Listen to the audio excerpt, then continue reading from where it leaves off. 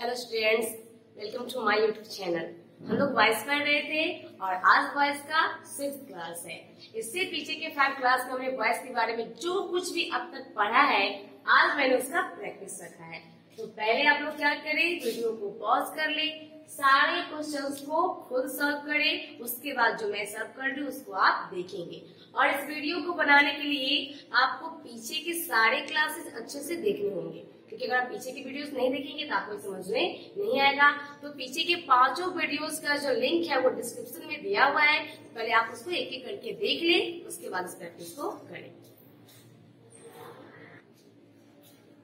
तो चलिए हम एक एक करके सारे क्वेश्चंस को सॉल्व करेंगे। यहाँ पे लिखा हुआ है, मैंने टेंस वाइज भी लिखा है, चलिए देखते हैं। सी हेल्प्स मी, तो सी हेल्प्स मी यहाँ पे लिखा है, तो आप हेल्प्स को देख के पहचान सकते हैं कि प्रेजेंट इंडेफिनिट है। तो प्रेजेंट इंडेफिनिट को चेंज करने के लिए पहले तो हम क्या करेंगे, पैसिव को एक्टिव को पैसिव में चेंज करने के लिए हम ऑब्जेक्ट को अपना सब्जेक्ट बनाएंगे। ऑब्जेक्ट क्या है, मी। तो हमने यहाँ पे लिखा मी को जब हम सब्जेक्ट में चेंज करेंगे तो आई हो गया। अब आई के साथ हमें कौन सा एक्टिव वर्ब लेना है, तो प्रेजेंट इंडेफिनिट में इज एम आर का यूज करते थे। आई के साथ क्या लगेगा, एम लगेगा। आई के साथ हमेशा एम लगता है, तो मैंने यहाँ लिखा एम। इसके बाद हमारा जो मेन वर्ब था वो किस फॉर्म में होना चाहिए, थर्ड फॉर्म में। तो हेल्प्स का थर्ड फॉर्म क्या होगा, हेल्प। यहाँ पे हम लिखेंगे हेल्प। इसके बाद हम क्या करते थे, एक्टिव के सब्जेक्ट को पैसिव का ऑब्जेक्ट बनाते थे। तो एक्टिव का सब्जेक्ट क्या है, सी। इसको हम चेंज करेंगे ऑब्जेक्टिव केस में, तो क्या हो जाएगा, हर। यहाँ पे एक प्रीपोजिशन लगाएंगे, बाई हर। अब नेक्स्ट है आपका you are writing a letter. यहाँ पे आप देख रहे हैं आर राइटिंग दिया है। जब इज एम आर के साथ क्या हो, I N G form of verb हो, तो वो कॉन्टिन्यूअस में होता है। क्योंकि इज एम आर है तो प्रेजेंट कॉन्टिन्यूअस है, तो कॉन्टिन्यूअस को चेंज करने के हम क्या करेंगे। तो चलिए पहले हम अपना बना लेते हैं, ऑब्जेक्ट को चुन लेते हैं। तो हमारा ऑब्जेक्ट है अ लेटर, तो हमने यहाँ पे लिखा अ लेटर। अब इसके साथ हेल्पिंग वर्ब क्या लगाएंगे, एज एम आर से एज लगाएंगे, कि अ लेटर क्या है, ये हमारा सिंगुलर नंबर में है, इसके साथ एज लगाएंगे। तो हमने यहाँ पे लगाया एज।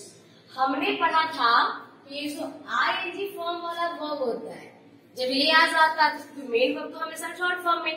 तो फिर इसके लिए क्या करते हैं, इसके लिए हम बी का एक फॉर्म चुनते हैं जिसको कहते हैं बीइंग। तो हम यहाँ पे क्या लगाएंगे, बीइंग। इसके बाद मेन वर्ब थर्ड फॉर्म में, राइटिंग का थर्ड फॉर्म क्या होगा, रिटन। इसके बाद हमारा प्रेजेंट बाय यू। चलिए second question, Ram has not finished the work. Ram has not finished work, the work. The work हमारा ऑब्जेक्ट, तो हमने लिखा द वर्क।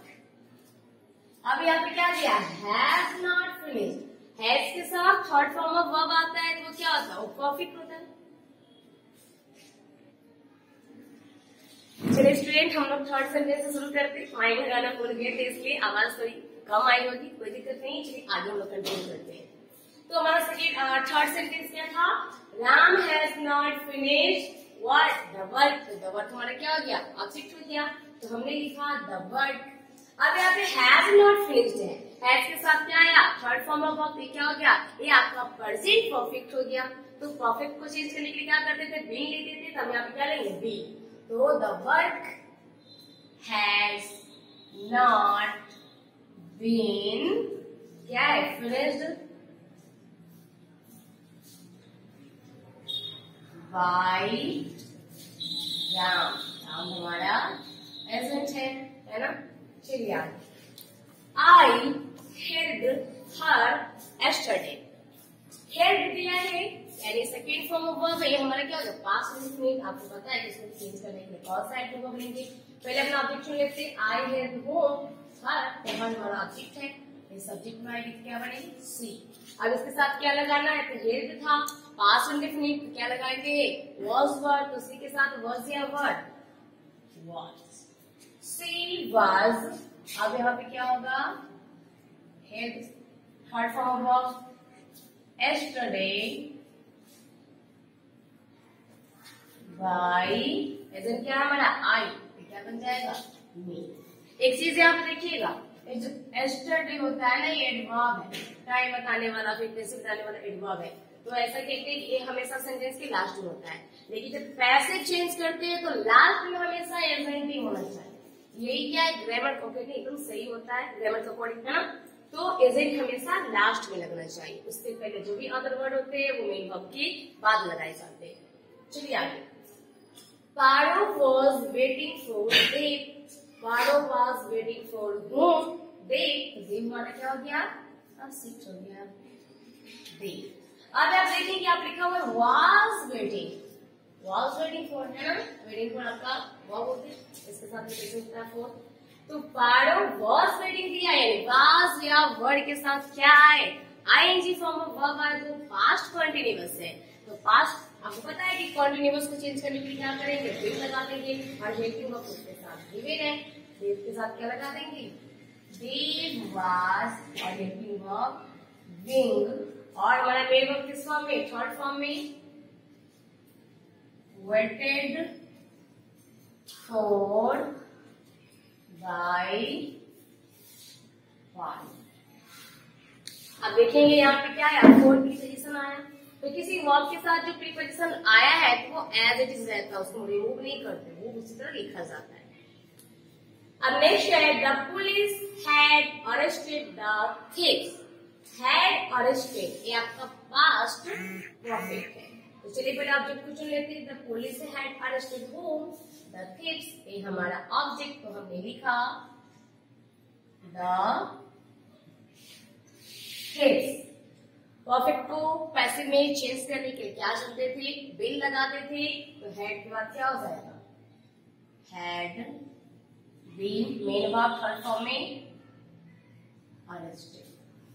अब यहाँ पे हम एजेंट लगाने की जरूरत नहीं, क्यों नहीं है, तो आप देखेंगे मेन वर्ब क्या, अरेस्ट। बताइए अरेस्ट करने का काम कौन करती है, पुलिस करती है। पुलिस के अलावा चोर को अरेस्ट कौन करे, कोई नहीं। तो हम जानते हैं कि अरेस्ट करने का काम पुलिस ही करेगी, मीनिंग ऐसे ही क्लियर हो गया, तो एजेंट लगाने की जरूरत नहीं है। हमने पढ़ा भी था ओमिशन ऑफ एजेंट में कि जब किसी आपके सेंटेंस के मीनिंग को क्लियर करने के लिए एजेंट का जरूरत हो तभी लगाए, नहीं तो उसको छोड़ दे। तो हम जानते हैं चोर को कैच भले ही कोई और कर सकता है, लेकिन अरेस्ट तो पुलिस ही करेगी, इसलिए हमें यहाँ पे एजेंट लगाने की जरूरत नहीं है। चलिए नेक्स्ट सेंटेंस में यहाँ पे लिखा है, the doctor will not examine the patient tomorrow।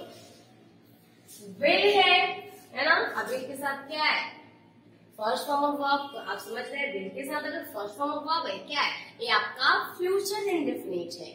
तो इसका पैसिव में चेंज करने के लिए क्या करेंगे, तो सबसे पहले हम अपना ऑब्जेक्ट चुनेंगे, the doctor will not examine home the patient. तो हमारा ऑब्जेक्ट कौन है, हमारा ऑब्जेक्ट है द पेशेंट, है ना, द पेशेंट। मिस्टेक हो गया। अब यहाँ पे क्या दिया, विल दिया है, विल नॉट। तो हमें पता है कि अगर फ्यूचर इंडेफिनिट हो तो उसको पैसिव में चेंज करके क्या करते थे, तो बी को चुनते थे, तो हम यहाँ पे लगाएंगे। इधर साथ दिख नहीं रहा होगा, the patient will not be, इसके बाद मेन वर्ब किस फॉर्म में, थर्ड फॉर्म में, एग्जामिन्ड tomorrow। अब यहाँ भी हम एजेंट नहीं लगाएंगे,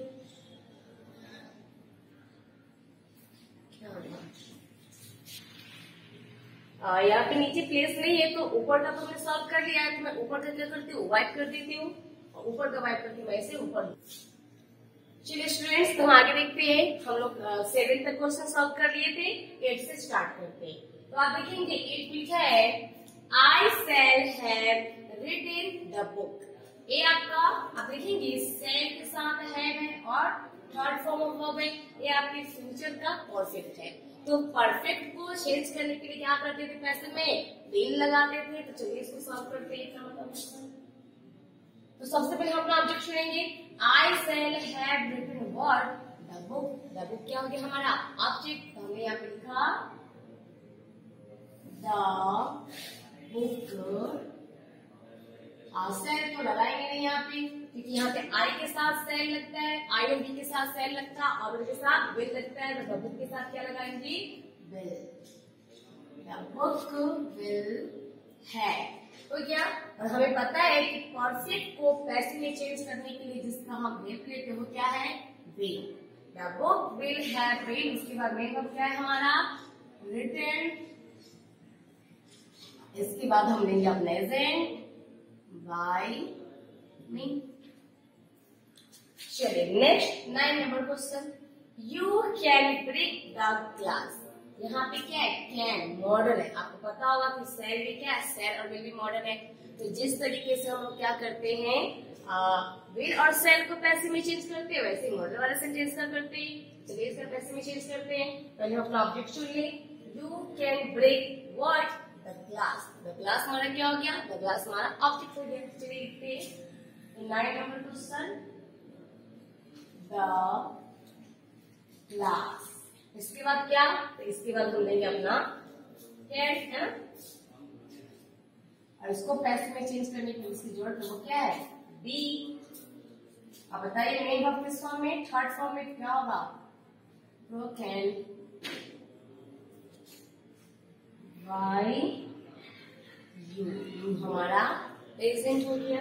चलिए 10 नंबर सेंटेंस, 10 में है, Rakhi was reading Gulliver's Travels. Rakhi was reading है, वॉज के साथ आईएनजी फॉर्म कंटिन्यूअस है। Rakhi was reading what, Gulliver's Travels. तो यहाँ पे हमारा ऑब्जेक्ट क्या है, गुलिवर्स ट्रेवल्स है। हम यहाँ पे लिखेंगे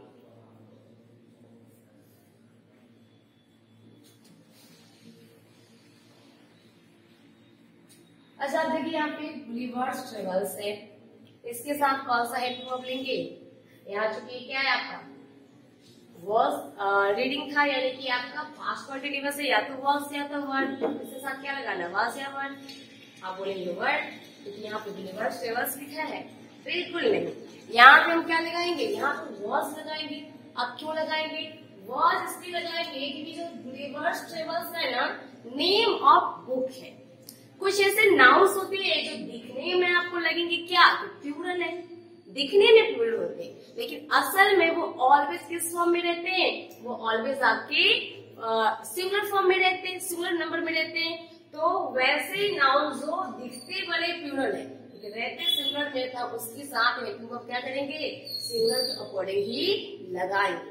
पहले इसको मैं सॉल्व कर लूं, उसके बाद मैं यहाँ पे आपको एक लिस्ट दे देती हूँ कि कुछ ऐसे नाउन्स जो दिखते प्लूरल है लेकिन होते सिंगुलर में। चलिए चूंकि नेम है इस सिंगुलर में, तो इसके साथ क्या लगेगा, इसके साथ लगेगा वॉज। और चूंकि यहाँ पे रीडिंग है, आईएनजी फॉर्म है, तो कौन सा हेल्पिंग वर्ब, विल लेंगे। और मेन वर्ब थर्ड फॉर्म में, तो रीड का थर्ड फॉर्म क्या होगा, रेड। बाय एजेंट हमारी कौन है, राखी, तो हमने लिखा बाय राखी। चलिए नेक्स्ट हमारा 11 नंबर, इसमें Ram plays cards with. Ram plays what, तो राम प्लेज कार्ड्स। ये हमारा क्या हो गया, ये हमारा ऑब्जेक्ट हो गया। अब हमने क्या किया, ऑब्जेक्ट को अपने सब्जेक्ट की जगह पे रखा। 11 नंबर क्वेश्चन, तो कार्ड्स। अब देखिए यहाँ पे प्लेज लिखा है, फिफ्थ फॉर्म ऑफ वर्ब, यानी ये प्रेजेंट का इनडेफिनिट है। तो प्रेजेंट के इनडेफिनिट को पैसिव में चेंज करने के लिए कौन सा हेल्पिंग वर्ब लेते थे, इज एम आर। तो आप बताइए जरा, कार्ड्स के साथ क्या लगाएंगे, इज एम या आर। 3 ऑप्शन है आपके पास, कौन सा ऑप्शन आपने चूज किया, आपने जरूर आर ही चूज किया होगा। अब देखिए जो कार्ड्स है ना, नेम ऑफ स्पोर्ट्स है, गेम का नाम। कार्ड जिसको लोग ताश कहते हैं, ताश में कई सारे पत्ते होते हैं, इसलिए प्लूरल फॉर्म में होता है, लेकिन ये नेम ऑफ गेम है। नेम ऑफ गेम है, नाम है, ये दिख भले ही आपको प्लूरल फॉर्म में रहा है, लेकिन ये है क्या, ये सिंगुलर है। तो सिंगुलर है तो इसके साथ क्या लगाएंगे, इज एम आर। इज लगाएंगे क्योंकि एम तो आई के साथ लगता है, आर प्लूरल के साथ, तो बचा क्या, इज। तो यहाँ पे होगा card is main verb third form में, प्लेड वेल, बाय राम, क्योंकि हमने पढ़ा कि ऐसे तो सबसे लास्ट में लगेगा।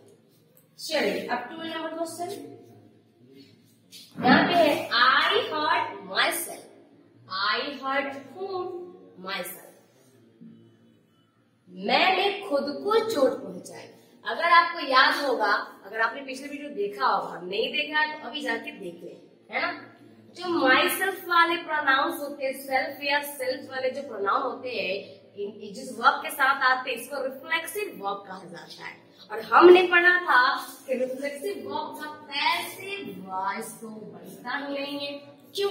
क्योंकि यहाँ पे एक्शन करने वाला भी यही है और जिसपे एक्शन हो रहा है भी यही है। चोट किसने पहुंचाया? आई, मैंने। चोट लगी किसे?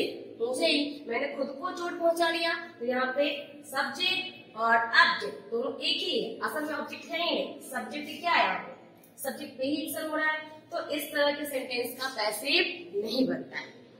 चलिए आगे और लिख लेते हैं।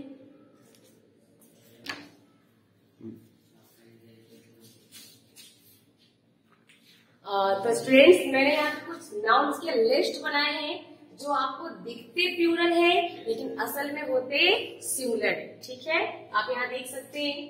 पहले जो भी नेम ऑफ बुक्स होते हैं, किताबों के जो नाम होते हैं, जैसे हमने यहाँ पे लिखा था, क्या था? Gulliver's travels. यहाँ पे देख रहे हैं, देखने में लग रहा है कि प्लूरल है, बुक का नाम है। तो जितने भी बुक के नेम होंगे वो आपको दिखेंगे प्लूरल, लेकिन वो असल में क्या होंगे? हमेशा सिंगुलर फॉर्म में होंगे। तो उसके साथ जो आप हेल्पिंग वर्ब लगाएंगे वो सिंगुलर वाले लगाएंगे। ठीक है, फिर उसके बाद है नेम ऑफ डिजीज, कुछ बीमारियों के नाम है, आप देख सकते हो, मम्स, रिकेट, मेजल्स। तो यहाँ पे एस लगा है तो कंफ्यूजन हो जाता है कि प्लूरल है, लेकिन ये प्लूरल नहीं है, ये हमेशा कहाँ रहते हैं? सिंगुलर में रहते हैं, है ना। तो इनके साथ में क्या करेंगे? सिंगुलर के हेल्पिंग वर्ब का यूज करेंगे। आगे देखिए, नेम ऑफ कंट्रीज या ऑर्गेनाइजेशन, कुछ ऐसे कंट्रीज है ना, या ऑर्गेनाइजेशंस है, उनके नाम में दिखने में आपको प्लूरल लगते हैं लेकिन देश तो एक ही है। तो उसके साथ जो हेल्पिंग वर्ब लगाएंगे वो सिंगुलर का होगा। The United states, the United Nations, है ना। नेम ऑफ स्पोर्ट्स, गेम के नेम भी आप देख सकते हो, चेस, कार्ड्स, टेनिस, बिलियर्ड्स। अब लिखा था ना, कार्ड्स था यहाँ पे, है ना, कार्ड्स हमने लिखा था। तो ये आपको दिखते प्लूरल में है लेकिन होते सिंगुलर। आप सब्जेक्ट का भी नाम देख लो, फिजिक्स, इकोनॉमिक्स, पॉलिटिक्स, एथिक्स, है ना।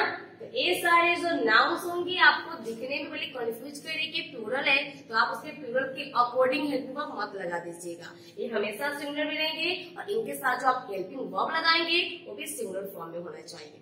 तो आज के लिए इतना ही। नेक्स्ट वीडियो में हम लोग पढ़ेंगे इंटरोगेटिव सेंटेंस के बारे में, क्योंकि यहाँ पर जितने मैंने सेंटेंस सॉल्व किए ये सारे के सारे असर्टिव थे, है ना। मैंने आपको फर्स्ट वीडियो में बताया था कि सेंटेंस 5 होते हैं, असर्टिव, इंटरोगेटिव, इंपरेटिव, ऑप्टेटिव और एक्सक्लामेटरी, जिसमें से हमने अब तक क्या पढ़ा है? सिर्फ और सिर्फ असर्टिव पढ़ा है। तो नेक्स्ट वीडियोस में हम इंटरोगेटिव से स्टार्ट करेंगे। अगर आपको वीडियो पसंद आए तो लाइक करिए, शेयर करिए, कमेंट करिए और हमारे चैनल को सब्सक्राइब कीजिए। Thank you.